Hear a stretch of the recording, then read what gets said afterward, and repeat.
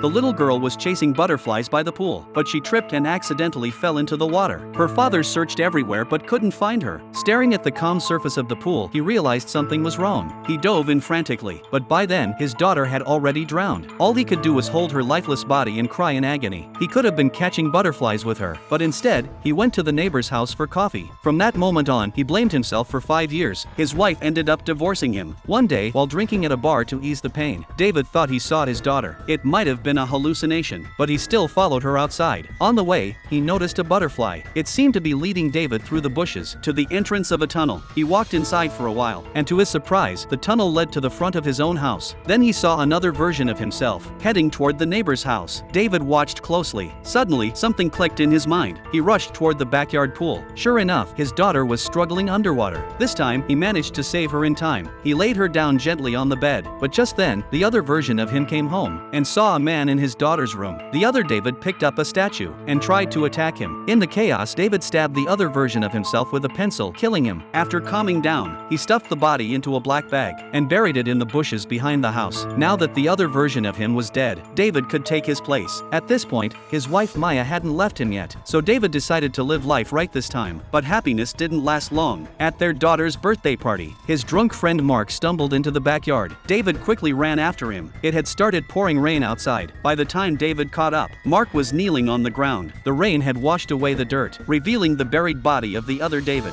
David tried to explain, but Mark, in shock, kept demanding to know who he really was. Then he threatened to tell Maya about the corpse. David tried to stop him. The two began fighting in the rain. Mark slammed David to the ground and called him a liar. But then, David's neighbor appeared behind Mark.